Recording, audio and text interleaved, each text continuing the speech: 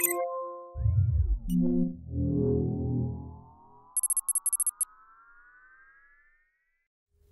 everybody, Daniel from Spacedock here, and I'm joined by Alasdair again. Hello. Hello Spacedock Patrons, as this will be a patron exclusive Yes, it is. Little bit of content. We're going to be going through our top 5 Star Trek The Next Generation episodes, and we've rewatched some of them, and I'm really excited to talk about this stuff. I've had a great time doing this, because you suggested this to me, and I sort of flicked through the episodes to decide what I wanted, and then went back and watched a few of them, and it's really sort of reinvigorated my love for Star Trek, because when you just look at the ones that you love the most, it's just really nice. Yeah, there's a lot of good stuff in there. I'm really glad I, particularly one of the ones that I rewatched went up now 3 places in my list after I watched it, because I just loved it so much. So let's get started quickly. Should we go? We're going to go my 5th place and then your 5th place, and we'll go through them. Yeah. We've got the order starting with you. Between the 2nd and 1st place, we have our honourable mention. We'll do honourable mentions. Okay. So, in my 5th place, we have an episode that we've just watched, and that's Starship Mine from Season 5, I think. Yeah. Which, simply put, is Die Hard on the Enterprise. This is such a great, succinct little episode. It's so much fun. It's good stuff, right? I think a lot of these episodes just have little aspects of them which are really, really funny, and with this episode, for me, that was easily Data learning how to small talk. Yeah, the small talk plot is great stuff. Well, the best line of the episode is Mr. Worf beat you to it at the beginning, where Worf's trying to get out of the of going to the reception, and he does. And then Geordi tries to pull the same thing, and they've got like a conference with Lieutenant Hutch. Call me Hutch. Who gets it unceremoniously blown away halfway through the episode. Oh yeah, that's right. He never comes up again, does he? No, he just gets shot dead halfway through the episode. Was he dead? Yeah, he was shot centre mass with a phaser. Well, so was LaForge gets shot in the shoulder. Okay, whatever. He's got plot armour. LaForge. Hutch is dead. Man. So they ended up saving the day, right, by rewiring Geordi's visor. Of course they did. Into some sort of sonic emitter. Yeah, it's so a this thing, which is basically fancy glasses they can also use to deafen people. It's just classic Star Trek stuff, man. You can just use anything for anything. You can recalibrate Data's knee to turn it into a Semtex bomb or whatever. In fact, they say another episode we'll be talking about on this list had a application of Data's body parts to solve problems again. So, okay, I've got a few notes for this one. My first note is Mr. Worf beat you to it, because it is the best line of the episode. The crew taking the piss out of Picard's saddle throughout the whole episode. And we're saying this, I've got to go back to my ship and get my saddle. Everyone has a saddle. It's perfectly normal. It's like, what situation would you possibly ever need your saddle? No, it's not just having some other sentimental equipment. I mean, Worf's got all his weapons, which are fine. He's got a crossbow mounted on his wall, apparently. And 25 knives and a batleth and all this. But a saddle? Is there any other situation we've seen him use that? Probably not. Well, he does ride a horse in Star Trek Generations, but he does it in the Nexus, so he just conjures up a saddle. Yeah. But the I've put it as a great moment early on where Picard ponders over the empty bridge after everyone's left. Yeah. And he gets a couple of seconds alone on the ship, and that's nice. And he sort of looks at the consoles and things. And it's like the bit in Deep Space Nine. There's any time where they longingly look at the plaque of their ship, and it's all sincere and whatever. Yeah, it's great stuff. So I've got Data's small talk subplot and Jonathan Frakes trying to contain himself. Oh, that was so funny. As Data imitates Hutchinson. Dan pointed this out to me before we watched this episode. He's like, there's a scene where they're clearly trying not to laugh, and it's so blatantly obvious. And it's when is Data? Is it when he's talking to them or talking to Hutchinson? He's talking to Crusher and Riker, and he's imitating Hutchinson. And Jonathan Frakes is standing there, and he's smirking to himself. He's desperately trying not to laugh. And Beverly looks at him, and she sees that he's trying not to laugh. Then she starts smirking. And it's oh, it's great stuff. Oh, it's so they funny. Obviously had so much fun filming this show. Yeah. It really is great. Any excuse to get fancy costumes out. You could tell that Patrick Stewart looked really comfortable in those in his cavalry boots. Yeah. So we've got Tim Russ and Patricia Tallman in guest roles. So we had Babylon 5's Patricia Tallman, who is a great actress. And then we had Tim Russ, who played Tuvok in Star Trek Voyager. Dan told me, I looked at him and he looked familiar. I'm like, is that? He's like, yeah, that's Tim Russ. I'm like, Tim Russ from Voyager? He's like, it's not Tuvok. I'm like, what? It's not Tuvok. I'm like, oh, I thought the character's name was Tim Russ. Like, that was his Vulcan name, like Tim apostrophe Russ. Alasdair has not watched much of Star Trek Voyager, which is why he has remained largely sane. I am a bit harsh on Voyager, but it is hugely shit. I do need to get around to it at some point. Yeah.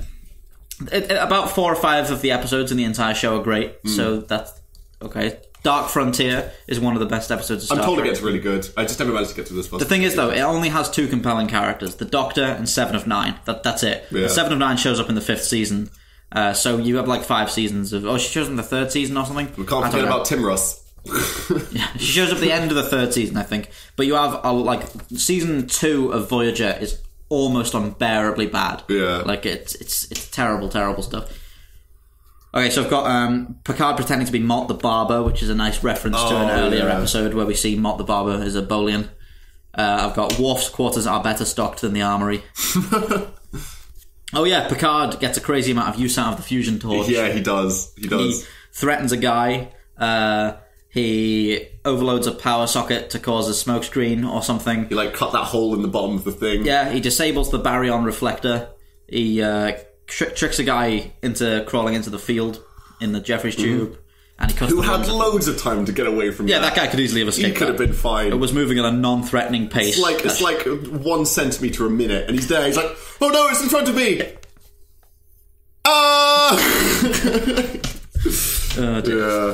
Overall, though, I think like it's just solid, enjoyable TNG stuff. Yeah. I love those comfy episodes, man. Yeah, it's great stuff. Okay, so what's your number 5? Let's go to yours. My number 5 on my list.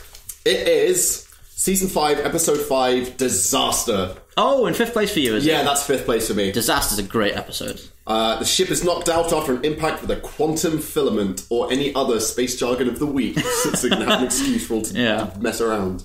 It's the one where, I mean, obviously we know this, but it's the one where they all sort of like separated into their different groups. So you've got, I think perhaps least interestingly, like Troy and Ro and O'Brien on the bridge. The least interesting for you? Oh, I thought the least interesting one was Riker and Data in the engine room. Oh, yeah, okay, I forgot about them, which is really a testament. Yeah. So yeah, you got Riker and Data, you've got Ro and everyone on the Beverly bridge. and Jaforge. Lordy Jaforge, man! You got, which is great, you got Picard and the kids in the elevator, which is just fantastic scenes. And top of all, you've got Worf delivering Keiko's baby. That's just some classic Star Trek right there. Everyone remembers that scene with Worf and Keiko. It's so funny. Oh god, there are some episodes where Worf just shines, and there's so his dialogue is so funny. Congratulations, you are fully dilated to 10 centimetres. You may now give birth. This is not a good time, Keiko. Oh yeah. Oh, that's so funny. You cannot give birth. It's not a good time. You can't. This is not a good time, Keiko. It's that scene as well where he's like wrapping that guy up in tin foil. Yeah, he put like Bako foil on this guy's leg. Yeah. I will now fix your leg. Congratulations, your leg is fixed. It's like stuff like that's really rewarding to watch because Picard's so established as a character that's terrible with children. Yeah. And he's like forced in that situation. And like he really comes through in such an endearing way. Yeah. He's sitting there and he's giving out the pins and like, and he like applies his Starfleet know-how in combination with like appealing to the kids to try and like he militarizes these kids. It's funny. You compare that to season 1, you kind of said this as well. Yeah. Because he gives them all the pins. It's like, you've got to go, you've got to leave me behind. It's like, Captain, the crew have decided that we're going to stick together. It's like, this is mutiny then. First season Picard would have just court-martialed them as soon as they got back to his starbase. First season Picard was just an arsehole. He really was. The first 2 seasons are so weird. I will smack the child to induce breathing. Oh, that's such a funny episode. I really liked the Ro Deanna stuff on the bridge. Yeah. And I liked the central moral quandary of all that. Do you know what? So we watched Hornblower kind of recently as well. And O'Brien really gave me some really strong Matthew vibes there. When he's sort of like helping out the person that's in command. He's the everyman veteran officer. Yeah. O'Brien's such a great character. He's really endearing. In fact, that's going to be a theme on this list because I've got another big O'Brien thing coming up. You do? Yeah. I also found an episode, a video on the internet where it's just looping them singing Frere Jacques for 10 minutes. It's just a name. Yeah, we were discussing the Ro suggests separating the saucer section. Oh yeah, all the way through the episode, you were sitting there like militantly saying they should separate it. They should separate. Oh, I'm just thinking, leave them all to die. That's what you do. I mean, these people don't know that there's anyone alive in the star drive section, and they also don't know that there isn't anyone not alive. It does get to the point though where they know for certain that the warp core is going to explode in like 20 seconds. Like it gets to like 8% field strength. And at that point, you save the people you can save, and that's it. Like, this is what these people are trained to do. Ro represents the properly trained command officer. It's really refreshing to have someone like that. Yeah. With, like, just militant, logical, cold logic thinking character. Yeah. And, it's interesting that Troi maintains... She doesn't, like, abdicate her position of command when she's put in that position. Yeah. She's like, I don't know anything, but I'm going to stay in charge here. And O'Brien is quite receptive to that, and he's calling her sir and stuff, and he sort of like encourages her to do the right. He very much like authorizes her position in command. Yeah, exactly. Yeah, he doesn't undermine. Ro could certainly have been less aggravating, even if what she was saying was largely reasonable. To be fair, she had Deanna Troi at almost every point there gave her complete cause to be. Yeah, it's like there's gonna be a warp core breach. It's like, is that bad? It's like, yeah, it means the ship's going to explode. Oh. Yeah, she does. Troi does from time to time reveal herself to like seem horribly unqualified to be anywhere near a spaceship. And she ends up like next season. She takes the commander's exam and ends up the same rank as Riker. What? I think Crusher is a full commander as well. Medical officers always have really high ranks in science fiction. It's because they got to have the authority to superimpose over the captain. I wonder if that's like a thing that's in real military terms. Because like Dr. Cottle on Battlestar Galactica is the third highest ranked guy on the ship, and at the start of the show he's the only major on the ship. Is it a different ranking system though? I don't know how this works completely. What do you mean? So you say they can go up to like lieutenant commander or whatever else. They've got to have like a high rank. Oh, you're saying our medical officers in a different like echelon? Yeah, exactly. Probably, but I don't. I know that the CMO can override the orders of the captain on medical grounds at any time. Yeah. Okay, cool. Let's shall we dozy on over to your number 4? Yes, my number 4 is Disaster. So, okay, well, that's convenient. We'll come back then. But Disaster, so I'll wrap up. It also inspired lots of other episodes. It's like your classic bottle show. We're all trapped on the ship, so we can just use the ship sets. Yeah. There's an episode of Babylon 5 where they're trapped in a lift, which is great. There's an episode of Stargate Atlantis where everyone's trapped in different places and 2 of the characters are in a lift, and it's just disaster. I think it's called Contagion or Containment or something. That's a really fun episode. It's just a great format for storytelling. Yeah, it is. Like pairing everybody off and trapping them in places. It's a good opportunity to have characters that wouldn't normally interact. Yeah. Have stuff together. Yeah. You know, classic example there is Picard with children. Yeah. Crusher and LaForge probably don't get much. Yeah, they hardly ever do anything together. Yeah. Yeah. Yeah, and I think that must have been deliberate choices for all the pair-offs. For sure. People who aren't normally put together. The same with that Stargate episode. Those who are listening might know that they put Carter with Zelenka, and Zelenka's just like a recurring science character. I don't think he'd ever had any dialogue with her before, so they put him together, and he talks about how he trains homing pigeons and stuff, and you learn about his personal life and things. Yeah, great stuff. That's in fact, there was a pregnant character in that episode as well. It's just disaster. That Stargate Atlantis episode is literally just disaster. Wow. Yeah. I mean, to be fair, there's a lot of, I guess, consistencies with these kind of episodes. Yeah. The excuses they use to like have them isolated and do things. It doesn't even matter. Like the fact that they hit a quantum filament is so completely irrelevant to everything that happens in the episode. Yeah. It like doesn't matter. I wouldn't have that's another unnecessary Star Trek technobabble thing. Just say we've struck a mine that was left over from the Cardassian Wars or something like that. Don't go, we've hit some quantum bullshit. And then Troi even says, is that an inverse quantum graviton bullshit? And she's like, no, it's a photon. It's a different kind of bullshit, obviously. Yeah, Star Trek, like, I'm okay with like it using technobabble sometimes, but like that's a situation where it's just not necessary. It doesn't matter though. Yeah. It was an excuse to have it in. It literally doesn't matter at all. Also, I'd like to point out there are some major design flaws in the Enterprise here.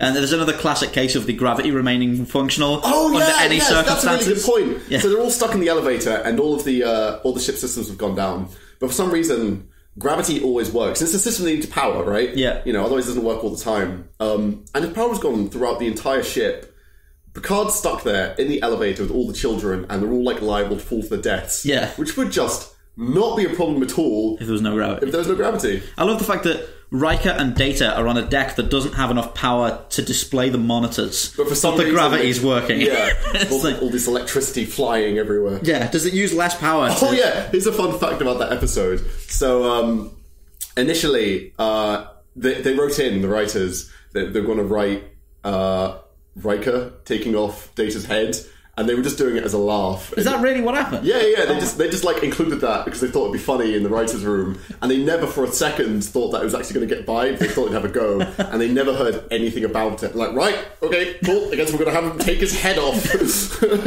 That's definitely the least engaging of the various plots in that episode. Yeah, but in fairness, it was up against hard stuff. Picard and the children and Worf giving birth is just, Crusher and LaForge are trapped in the death room.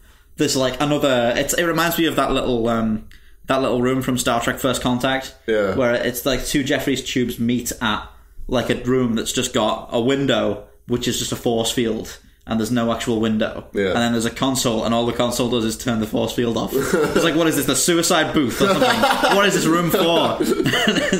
And this, in the same manner in this episode, they had a tiny cargo bay just large enough for 4 barrels of explodium and an external door with no airlock. No airlock. Yeah. And there was a button on the other side of the room. Oh yeah, so the control panel he used to open up the airlock and empty the room out was on the other side of the room to the button that brings oxygen back into it. That's absurd! So they have to stagger across the room with would say 8 seconds of useful consciousness, 10 seconds of delirium, and then blackout. Oh. Standard Saturday night for Geordie LaForge. Great stuff. Right, so it's your third now? So we did my fourth, your fourth. Oh no, it's my fourth now. Wait, my fourth was Disaster. Your fourth, my fourth. Yes, right. Yes, that's right. Number 4 on my list is Season 5, Episode 1, Darmok. Ooh, classic episode. Yeah. It's the episode where they meet the Temerians for the first time. The entire premise is that they've never... Temerians ever appear again? I'm not sure. I think they're probably mentioned but never seen again. But so the problem there was that they never actually managed to establish proper communications with these guys. So they sent the Enterprise out to try and do that, and they can't talk. They're blah blah blah blah to each other. So they just teleport their captain and Picard down to the planet, and they try and establish communications. They have an interesting dialect where they use events from the history of their people as words. They speak entirely in metaphors and anecdotes from things from their history, and it's really interesting to see that in Star Trek because you hardly ever have to deal with a language barrier. Yeah, you get a universal translator. Yeah, they've got these universal translators. Which I assume didn't work for some reason in this episode. Well, here's the thing, right? They did work because they understood what they were saying. Oh, they were still what they were saying, metaphors. Yeah. So they say things like something with his hands open and Shaka when the walls fell. Yeah, which is presumably some kind of despair. It's all gone to shit. Shaka when the walls fell. And he kept trying to explain this to Picard by using an analogy from their history, where two enemies were stuck on an island, but because they were stuck there together, they eventually learned to understand each other. Yeah. Which obviously Picard eventually picks up on. Yeah. And they said something with his eyes open, which he then realised. Darmok Angelad at Tanagra. And it's it's actually the episode with the longest time in gestation. It was 2 years they were trying to get that episode out, but they couldn't figure out how to make it work. It's based on a book or a film or something, right? Enemy Mine? Is Enemy Mine a thing like that, where it's two people trapped together and trying to figure out the languages? Possibly. Yeah. I mean, that's a story you see in a lot of things. Yeah. But it wasn't until later on into that gestation that they realised that they could do the metaphor thing, the anecdote. That's the best part of it. It is. Yeah. It's so creative. It's such a creative means of communication. It fits so well into that being an aspect of a language barrier. Yeah. And it's just it's just a really good opportunity to see a captain other than Picard or someone else be really interesting, because that Temerian captain, it's like it's just a great character. Yeah. And like watching them bond over stuff is great. It would have been nice to see more of the Temerians, see them again. They have a cool looking ship too. Yeah. At the start of the episode. I'm gonna flick through my fancy, interesting, fun facts here. Oh yeah, it's the first episode where they introduce Picard's snazzy jacket. Oh, the terrible field jacket. The terrible field jacket. The jacket that looks exactly the same as the uniform beneath it, except the top half of it looks like it's made out of a car tyre. First time we see that. It works quite well in that. I prefer the later on, when First Contact happened, they came up with the sort of captain's waistcoat vest thing that sort of replaces that jacket. Oh, I hate that. You hate that? I like that. It's stupid. I like it when Sisko gets one, and what's that episode? There's a frigging great episode of Deep Space Nine. Rocks and Shoals. I'm not a fan of like sleeveless tops. They look a bit fair play, really. Anything else in your notes? Oh yeah, that's right. So I have very mixed feelings about Riker. For the most part, I like him, but after watching the entire season again, I realise he's just a bit of a knob, really. And he's very singular in his motivations. Yeah, and he's like just completely dedicated to his captain. Oh, captain, my captain! I'll do whatever it takes to save you, even if it's objectively the wrong thing. Yeah, and in this situation, he's like on the brink of shooting down these Temerians, and because they put down a scatter field, so they can't like teleport them up and down, and can't communicate with them. So Riker's like, right, Picard's in trouble. We got to shoot these guys. I don't care if it starts a war. We got to get the captain back. It's like, chill out, man. Priorities. Yeah. Anyway, that was my number 4. I think it's a really interesting episode. It is cool. Yeah.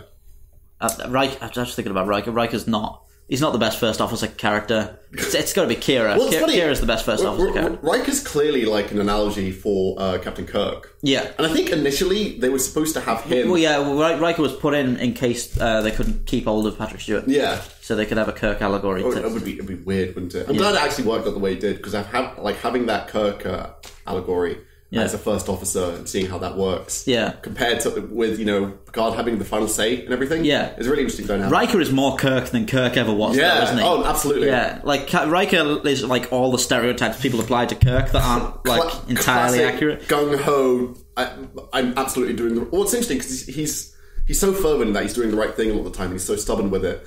Even when it's not necessarily what the general consensus is, or even like what Picard thinks is the right thing to do.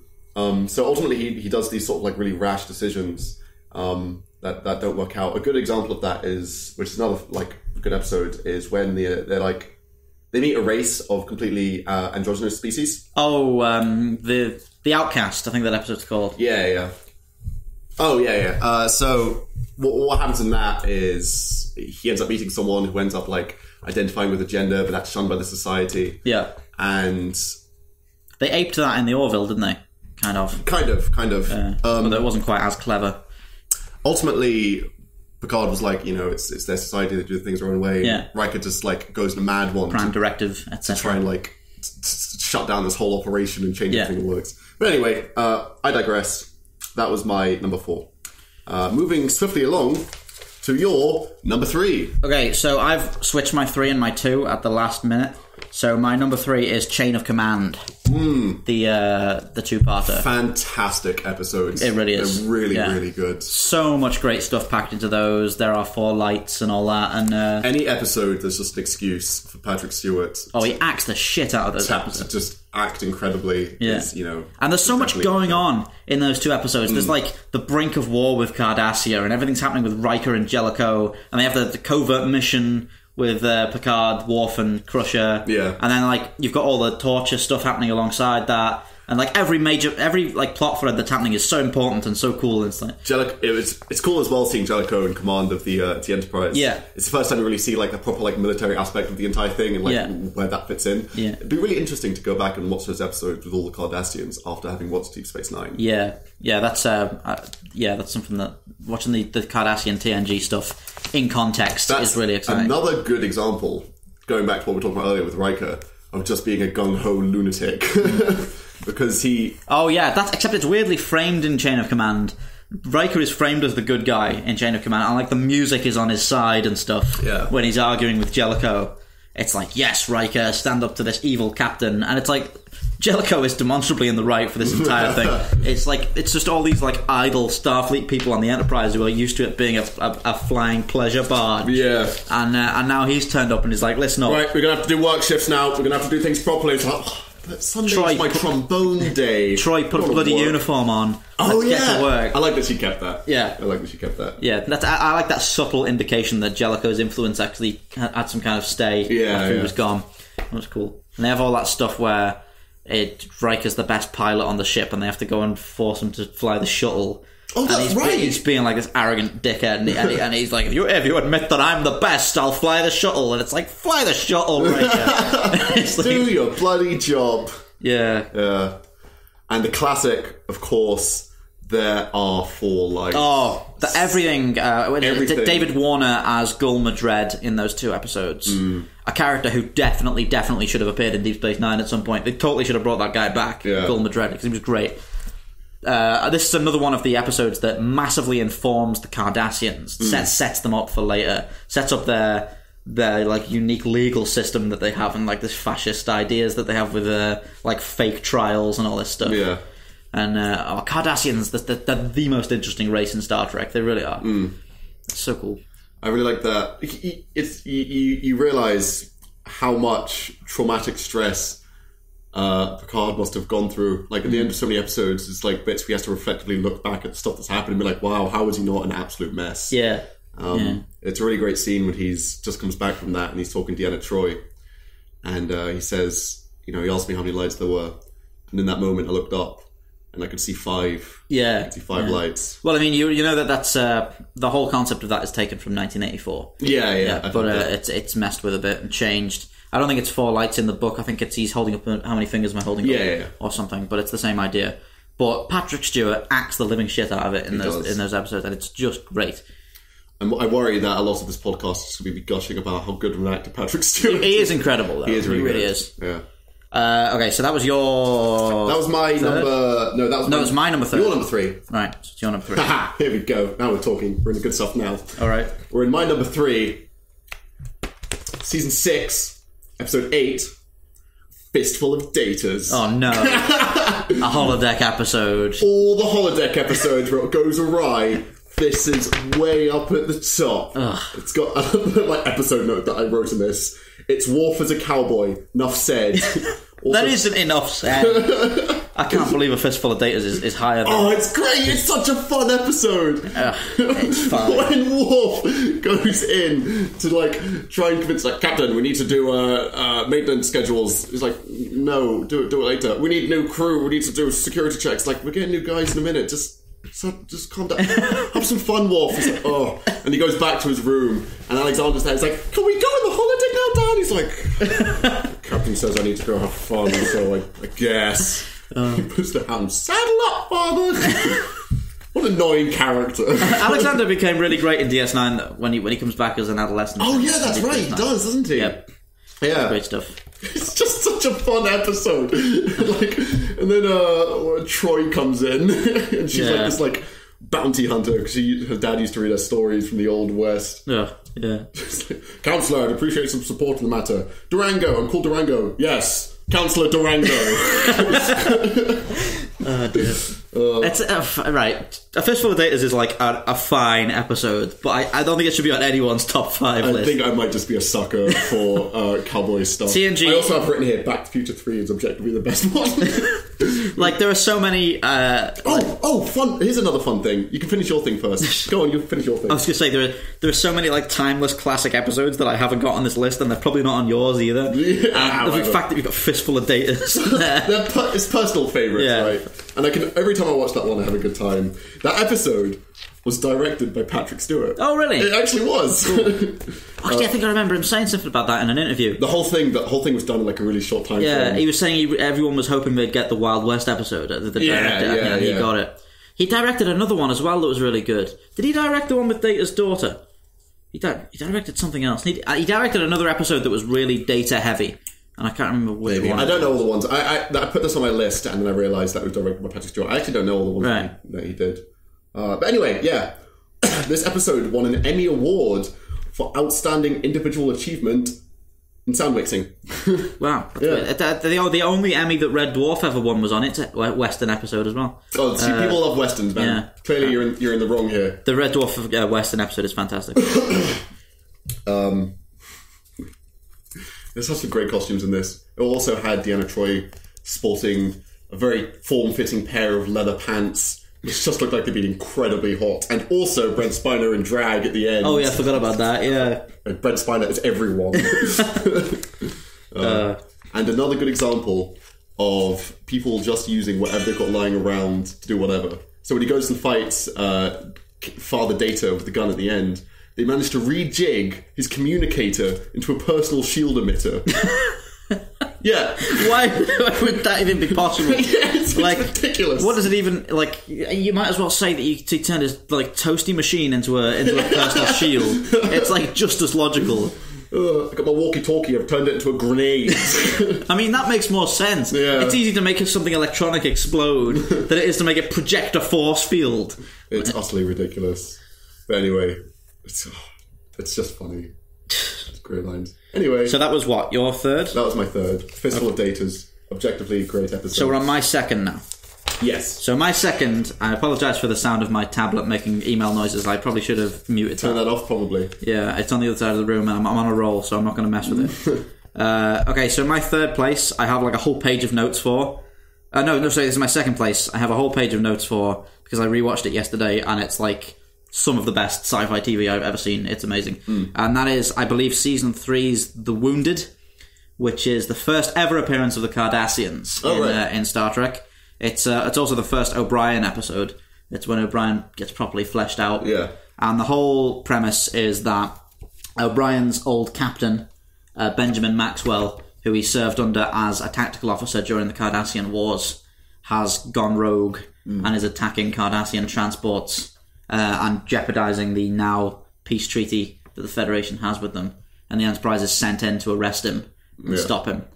And this is such a genius episode. I've got some notes here. So, first mention of the Cardassian Wars, and it's so interesting to hear Picard say at the start of the episode, like, Captain's log, we've entered the Cardassia system, and it's like, bish bash bosh, there was a war, this and this, and you just like, it seems like a sort of one episode plot, and then like it went so far. The things they did with the Cardassians, it really fleshes out Brian that episode. Yeah. So I've got Picard recounting engagements he fought as captain of the Stargazer during the Cardassian Wars. Oh, that's right, yeah. Yeah, and it tells us all we need to know about the way the Cardassians think, because he lowers his shield in good faith, right? Yeah, and the Cardassians fired at him. Shot him. Yeah, and that's such a great setup for this race that ended up becoming so important. We get a quick fight at the start between the Enterprise and a Gala-class destroyer, which the Enterprise disables in 4 shots while effortlessly shrugging off all return fire. So the Enterprise is not to be messed with. We have Mark Alamo, who ultimately played Gul Dukat, plays Gul Macet in this episode. Really? Yeah. Oh.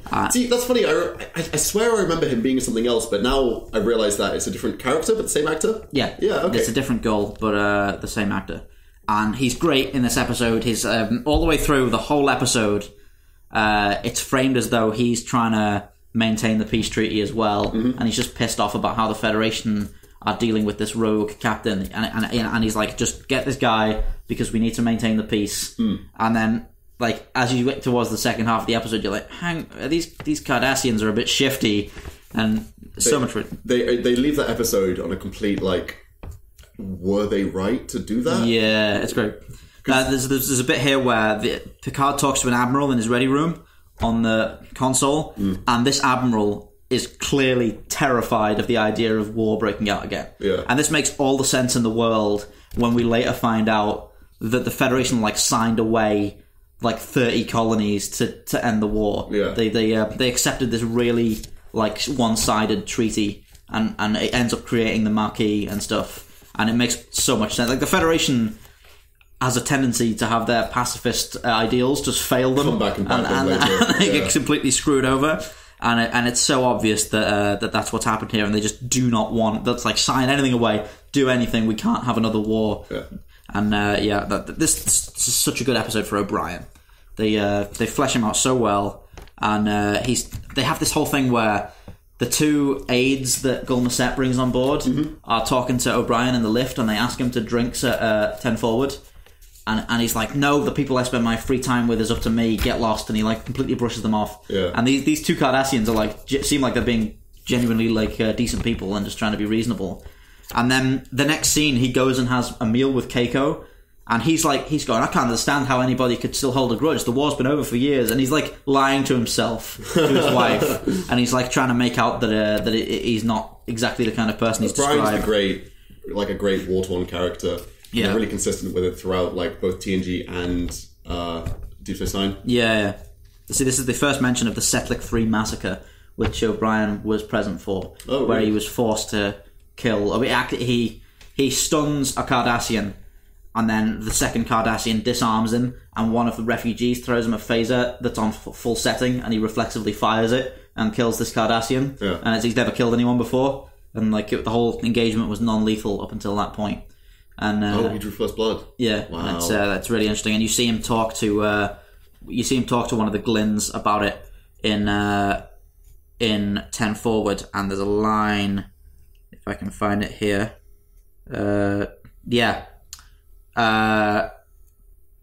O'Brien says to the Glyn, he says, "It's not you I hate, Cardassian. I hate what I became because of you." And it's that's great. A good line. It's great stuff. It really is. And they have the whole thing where the ship, the Rutledge, which is a New Orleans class ship that O'Brien used to serve on with Benjamin Maxwell. There was a kid who died, a young officer who died at Setlik 3, who used to always sing the Irish war song, The Minstrel Boy. Yeah, I remember them singing the songs. The Minstrel Boy. Do you remember how it goes? I do, yeah. Have you got it there? Give us a rendition, Dan. I know that off by heart. You know what? You have a wonderful shanty voice. Do I? I mean, I'm a big fan of folk songs. Yeah. You're not seriously suggesting I sing them? No, whatever. We'll put some music in the background. I actually have one for one of mine here, which I'm not going to say just yet. But I'm terrible at singing. You're saying you're going to be singing later? Is that what you're saying here? Oh, I will if you will now. All right, very well. For you patrons, okay. The minstrel boy to the war has gone. In the ranks of death you will find him. His father's sword he has girded on, and his proud harp slung behind him. Land of song to the warrior bard, though all the world betrays thee. One sword at least thy right shall guard, one faithful harp shall praise thee. There you go. Thanks very much. Yeah, no, that was pretty good. Okay, so yeah, that becomes massively relevant later on when they use it to convince Benjamin Maxwell that he's in the wrong. Yeah, which is good stuff. Oh, that's right. I remember. Yeah, and okay, so I've got way too many notes here. Picard's old leather speech about becoming used to grudges and hatred is great, and it's even better when you tie it up with the speech that or the dialogue that O'Brien and Picard have in the first episode of Deep Space Nine, when he comes down to the transport room to see him off because he's leaving. O'Brien and Picard have a couple of scenes and they're both great. It's great stuff. Have you seen that comic online? Oh yeah. That follows O'Brien and his life. That is so funny. That's so funny, man. Oh, there's a line from Benjamin Maxwell where he says, "Fine work you did with the Borg, Mr. Riker. We all owe you for that one." So he calls back to the Wolf 359 with Riker, which is cool. Oh my god, the Maxwell-Picard verbal debate they have in Picard's ready room, where Maxwell comes in fully expecting Picard, because Picard is also a veteran of the Cardassian Wars, to just side with him entirely. And he's like shocked that Picard is calling him out for what he's doing. He's like, there's no justification for what you're doing. It's a preemptive strike and all this. Yeah. And he's like, no, we've got to get him. He can't trust the Cardassians. We've got to get him because his family was killed by Cardassians, this guy. And so hang on, I'm gonna buzz through all these because there's so many notes. I'm not going to win. It's a long page. I'm not going to win this one, am I, Chief? No, sir. After they sing The Minstrel Boy. That's how when they finally convince Maxwell. It's great. And there's also a fantastic bit where they finish singing and the orchestra, the soundtrack, picks up on the notes of The Minstrel Boy afterwards, which is great stuff. Okay, Picard on Benjamin Maxwell, he says, "He was twice honoured with the Federation's highest citation for valour. If he could not find a role in peace, we can pity him, but we shall not dismiss him." So that's Because at the end of the episode, Gul Macet is like, great, you got rid of this criminal, he's locked up, and Picard's like, we can't like retroactively spoil this guy's accomplishments in wartime just because he was no use in peacetime. Yeah. And he says, because at the end of the episode, Picard kind of suspects the Cardassians a bit. And he says, take this message to your leaders, Gul Macet, we will be watching. We never know whether or not that other captain was in the right. Well, the thing is here, the best part of this episode is how it works in context when you've seen Deep Space Nine and stuff. Yeah. Because while Benjamin Maxwell did a lot of dodgy stuff, we find out, based on context, that the Cardassians were rearming. And the transport that he insisted Picard board did have weapons on it, and they were setting up a staging ground to attack the Federation, and that just adds so much complexity to the moral dilemma. And it's like, Picard has done the right thing in the short term, and you have to wonder, like, maybe when the Dominion War kicked off, they quietly pulled Benjamin Maxwell out of retirement and brought him back into the war. Back into the war, yeah. Because you know, it's interesting stuff. Like, the Federation gets tripped over by its ideals more times than once in the... That's one of the great things about Deep Space Nine. Yeah. Because you see so much, like, it's a huge focus of Next Generation when they, like, focus so much on what is crucially, like, the ethical thing to do in every situation. And whilst that works really well in the utopian society, which Gene Roddenberry created for TNG, it all sort of blows up in their face. Yeah. First with Wolf 359 and then with the Dominion War. Yeah. Yeah. So overall, the Wounded is a great episode. Just a great episode. Like, that only becomes better the more they added context to the Cardassian Wars and the other stuff, and like O'Brien and everything. And there's some fun stuff where he's trying to get Keiko to eat Irish food, and Keiko... Was that the one eating breakfast at the start? And Keiko's trying to get him to eat like sea cucumber or something, and he's like, "I'm not a fish, I can't eat this." Okay, cool. Let's move swiftly along. So your third? Your second. My second, yeah. Okay. Oh, I really like this episode. Okay, I'm a massive fan of bittersweet episodes. Right. And this is perhaps the most in all Star Trek, I think, in my opinion. It is Season 5, Episode 25, The Inner Light. That's the one where he has an entire life in a minute. Yep. It's the one where they come across that probe. Yeah. And it sends that beam towards... Picard really goes through some shit, doesn't he? You realise how much PTSD he has to deal with. Yeah. He gets hit with that beam, and he wakes up in a village to discover that he's got like a wife, and he knows all these people. And then later on discovers that there's a drought. Yeah. And his entire planet is like slowly dying from this drought. And because he's doing all this research and stuff as he's growing older. And it's just like, after that first scene where he comes to terms with the fact that he's like here. Yeah. The next scene is set like 5 years after that. Yeah. And his wife is still asking him, after he settled into this life, like, do you still have like dream about your ship? And your old life? It was like, it's so real. It was so real. I remember it. Then he eventually goes on to like have children. There's the famous melody from that episode with the flute. Yes. So he grows up and has children. There's just so many great lines in that when he's talking to his daughter, he's clearly like heavily influenced in his exploratory nature. Yeah. As he realizes that this planet hasn't got a lot of time left. Yeah. And she realizes this as well, and she says, "I think I should get married sooner rather than later, Father." He says, "Seize the time, Maribel. Live now. Make now always the most precious time. Now will never come again."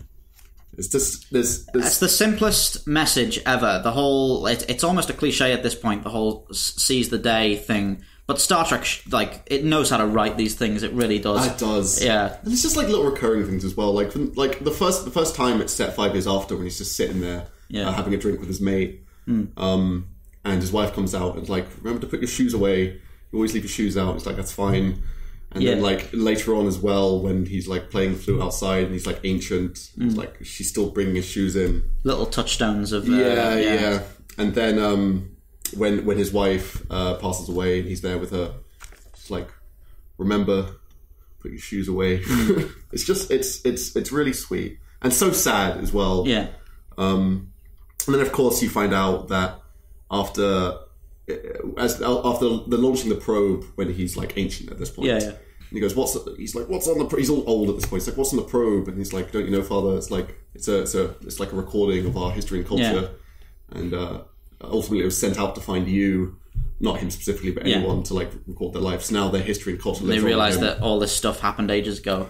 And it's just an absolutely fantastic performance from Patrick Stewart. And any episode that gives Patrick Stewart a chance to properly act like that. He said it was a difficult role to play, or a different person, because you got to imagine as well, playing Captain Picard for so long, having to play this character now is a completely different ballgame altogether. Right. Because you've got to be, he's older. He's got to play the part of someone that's played. Who's lived through like an entire different life. Yeah. And still the memories of like who he was. And of course, as you say, there's the famous flute scene. And he actually starts, when he's practicing the flute initially, he's practicing Ferro Jacques, which too in Disaster. There's also another episode that picks up on the flute thing. There's an episode... Oh, it comes up all the time. Yeah. When... Which episode is it? Let me have a quick look at my ones here. No. There's that episode which is like a romance episode, and one. Oh, it's a fistful of datas. Is it? Yeah. So I watched The Inner Light because I was going back to these. The Inner Light, and of course he finishes that because Riker finds the flute in the thing and he gives it to him and he takes it and immediately starts playing. Yeah. And that song was written by the wonderfully talented. It was composed by Jay Chataway. All right. Who actually went on to make a full orchestral 6-minute version of it in the Star Trek Best Of music. Oh, nice. Yeah. Heavily influenced, because you remember how it goes? Not really, no. It's like... I'd recognise it if I heard it. Probably. Yeah. It's very similar to the Sky Boat song. Oh, right. Which is... which is actually the intro music in Outlander, which is another thing that Ronald D. Moore did. There you go. It all comes full circle. All of this has happened before. Yeah. That episode also won an Emmy Award for Outstanding Individual Achievement in Makeup. Oh, right. You always build these up and it goes to that. Yeah. Oh, come on. Patrick Stewart should definitely have got some kind of award for that. They gave Jason Isaacs an award for that Klingon prison episode of Discovery. Oh, this episode won the 1993 Hugo Award for Best Dramatic Presentation. It's the third of 4 Star Trek episodes to win the award, the others being The Menagerie. Oh, that's a rubbish episode. The City of the Edge of Forever. Oh, that's a famously classic. And All Good Things, the last episode. Oh, really? Yeah. I'm less of a fan of All Good Things than most people. Yeah, me too. But it was the last episode. But it says a lot about this one, that one also won it in, next to that. Just a wonderfully sweet episode, and it makes you think, like, it puts you in that position as a viewer, be like, oh, what would that be like if that were me? What if I had the opportunity to like live out an entire other life and then suddenly come back into it? Star Trek does a great job of making you think, what would I do in that situation? Yeah. In fact, we had the exact same situation with Ro and Disaster earlier. Like, it frames all the choices and the situations to make you think about how you would deal with it. Yeah. Very good. Yeah. Love that episode. Okay, cool. Yeah. So that was your second? That was my number 2. We're on honourable mentions now, right? Inner Light. Oh yes, honourable mentions. So this is what we basically would have put in 6th place if we had the opportunity. Didn't quite make the cut for whatever reason. Yeah. But it, dear enough to us that we feel like we have to mention it. So shall I go first with this? Yeah, go for it, man. So my honourable mention is Family. The episode that immediately follows the Battle of Wolf 359. I really like that one. Where Picard goes and sees his brother in his vineyard in France. Yes. And this episode is great. Another acting powerhouse situation for Picard. I mean, he does just make episodes like that, doesn't he? It's a running theme here. Yeah. But that episode is fantastic. And also, like, in a show that doesn't traditionally do story arcs like that outside of 2-part episodes... Mm-hmm.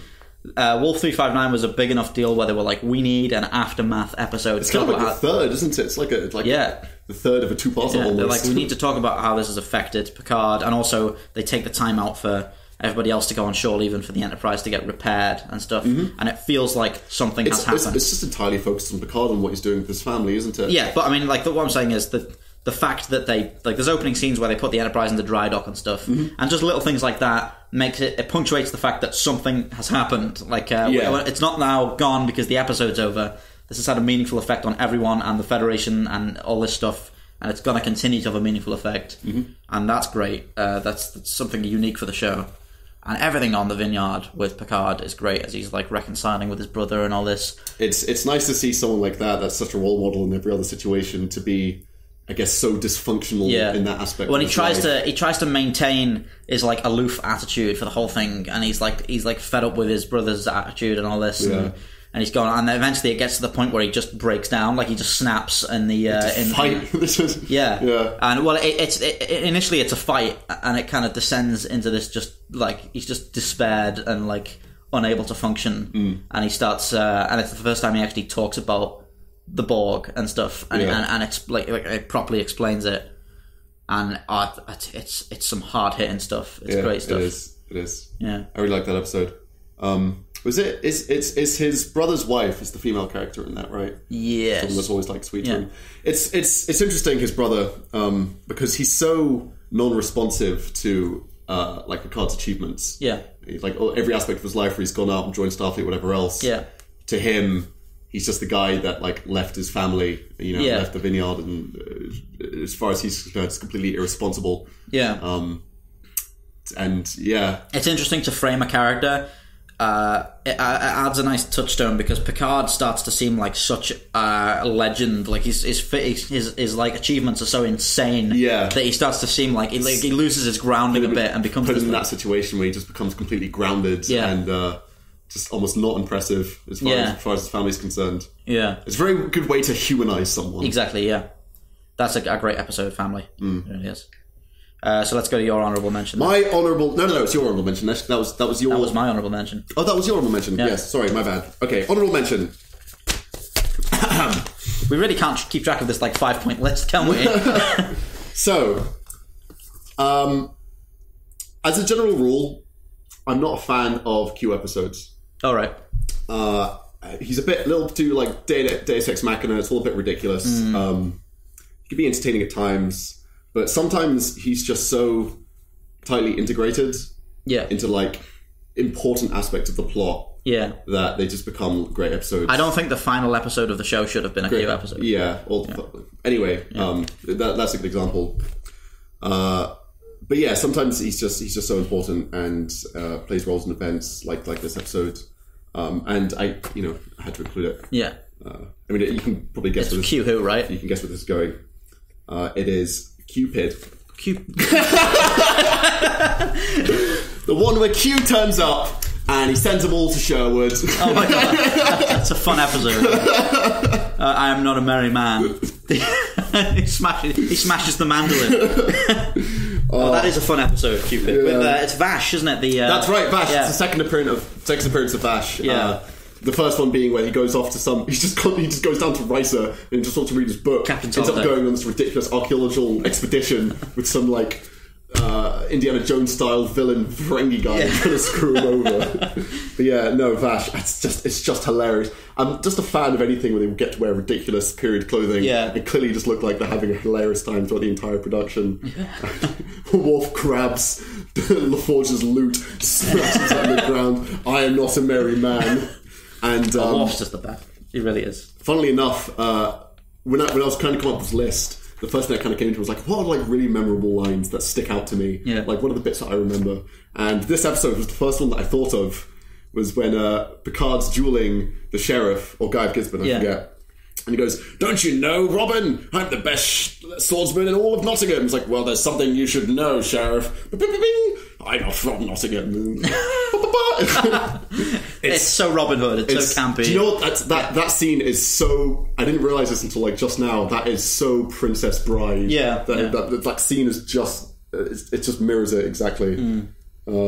This is another when Q turns up, because this was shortly after the last time I seen Q. They like saved him from being human, like got him reinstated in the Q continuum. So this entire premise was Q just turns up. It's like, "I want to do something nice for you, Picard." This is like the same time that Vash is there, and he realizes that Picard's absolutely hopeless with this. After he like introduces Vash to Crusher and the rest of the crew, he hasn't told anyone about this character. Is that the episode with Data's poetry reading? Or something. Maybe. Oh no, they're all at some kind of reception and everyone starts disappearing. They starts turning in? they go to the bar. I think that's a different episode. All right, I might be wrong. But anyway, he's talking to Riker. He goes, "Why is Q here? What's he doing?" He's like, "He says he wants to do something nice for me." And Riker says, "I'll alert the crew." Great stuff. Yeah. I'm amazed. Oh yeah.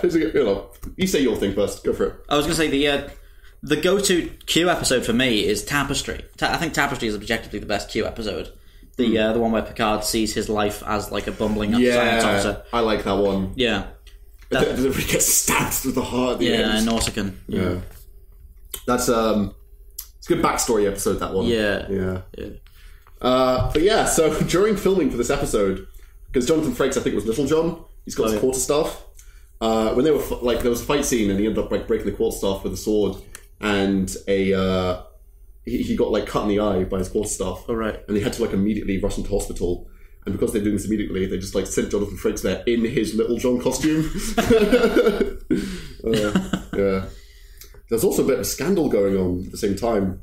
Well, I think Patrick Stewart was actually engaged to the actress who played Vash at that time. All right. Jennifer Hetrick. I didn't look into this too much. It said it's offhandedly mentioned he was engaged, but I think there might have been this whole thing where he was married for 25 years, and then he got involved with this woman, and also old MacGuffin stuff happening.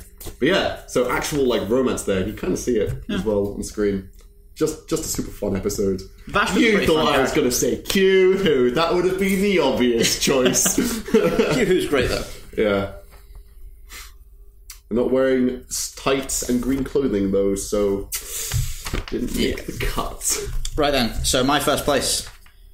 My first place is, it's pretty predictable, to be honest. I hate to be so obvious, but it's the best of both worlds, because it's just the best episode of Star Trek. Yeah, they are they are or at least it's the best episode of Star Trek: The Next Generation. I don't think it's as good as a couple of episodes of Deep Space Nine.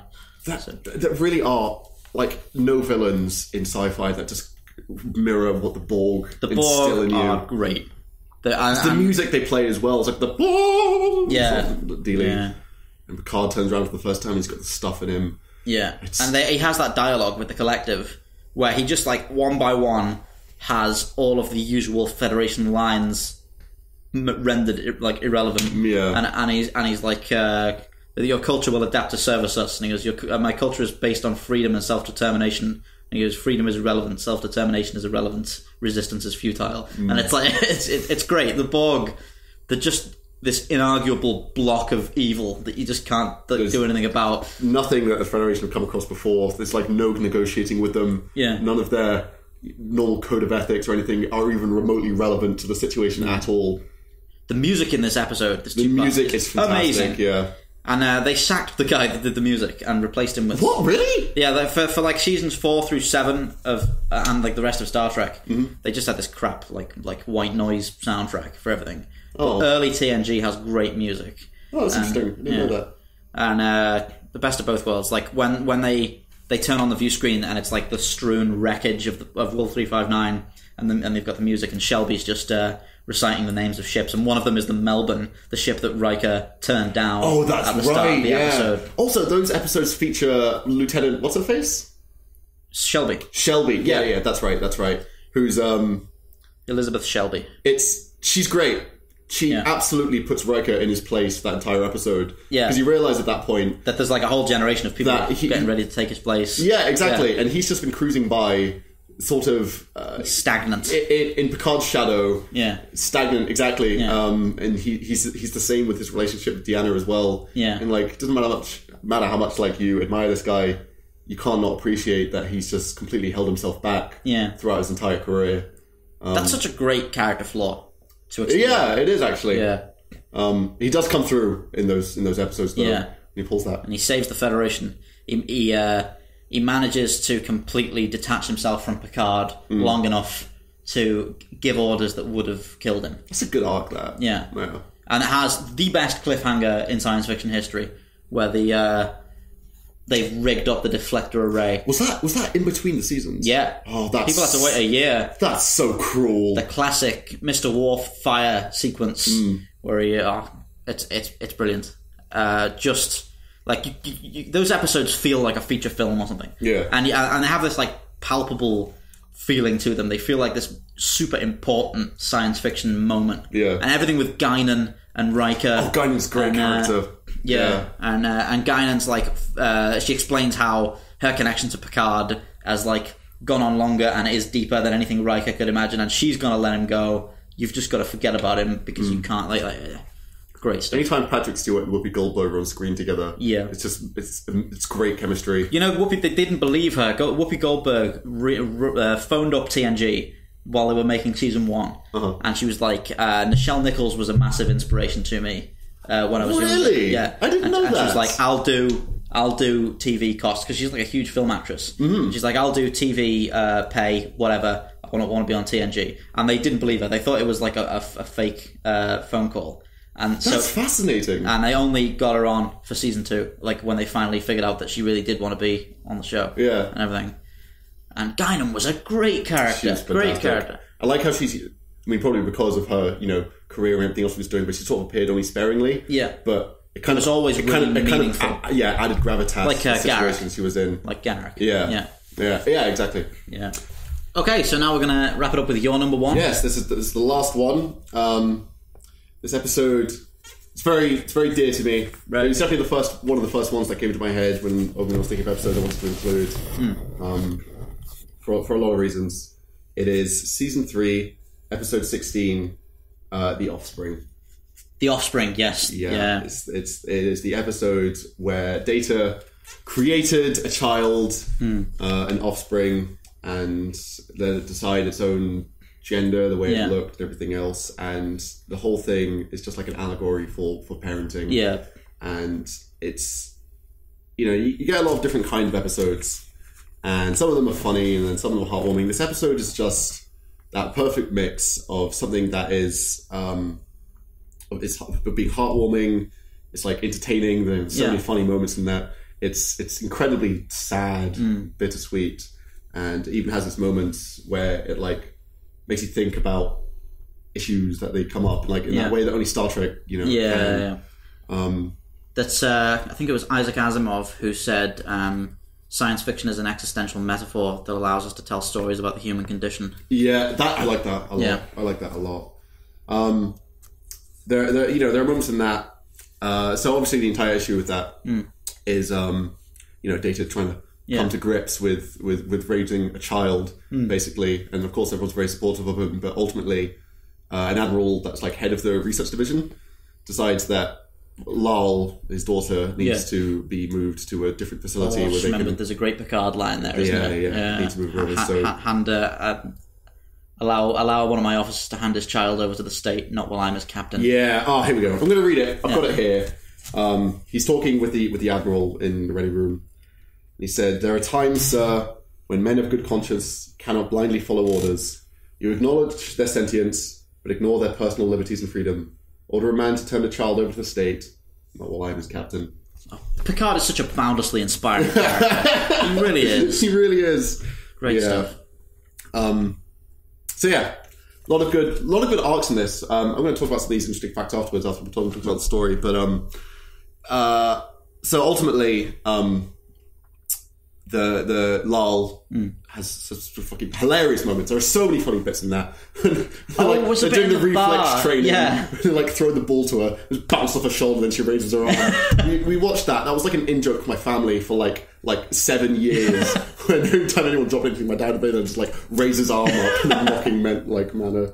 And then there's a scene where they're trying to explain interpersonal relations at the bar. And there's a couple in the corner. It's like, why are they holding hands? Like, oh, that's a sign of affection. Like, people do that and they like each other. And then, like, the two characters start kissing. It's like, he's biting that female!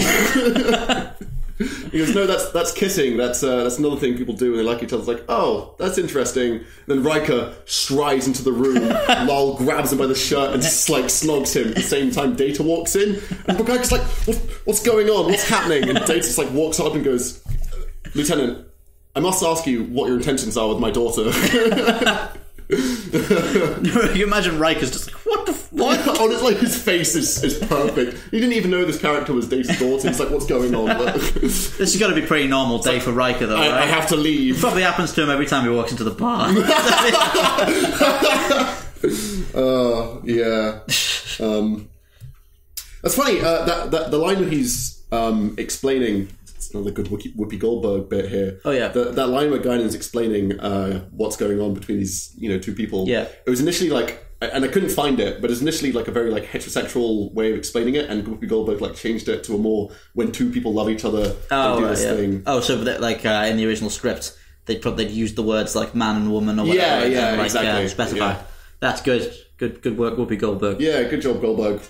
That was in like 1989 or whatever as well. Yeah. So ultimately, this whole debate's going on as to whether or not Data is capable of raising this person. Yeah. There's bits where he's talking about.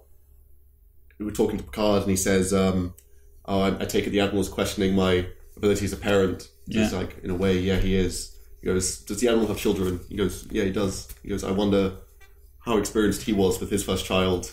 And scenes like that. The first thing you need to know about Star Trek: The Next Generation is that all admirals are bastards. All of them. Well, see, here's the thing, right?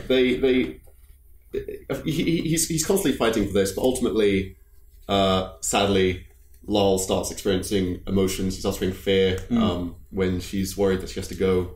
Ends up walking back to the lab and malfunctioning. So they're there, and Data's trying to fix her because all her neural pathways are failing, cascading, whatever else. And the Admiral, who is still head of the research department, helps Data to try and save him, to save the daughter. So it's like a really good redemption section for that there. Yeah, it's nice to see an Admiral actually given some kind of humanity in TNG, because normally they're just like psychopaths.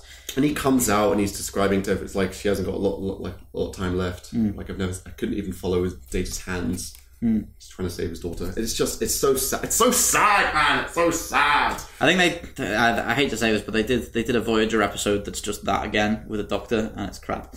Oh. Yeah, well, it's not like really crap, but compared to that, it's definitely crap. Like, Voyager didn't have an original bone in its body, to be honest. Anyway, enough about Voyager. Yeah. Yeah. And Data comes out, and it's like the entire crew's sad about my loss.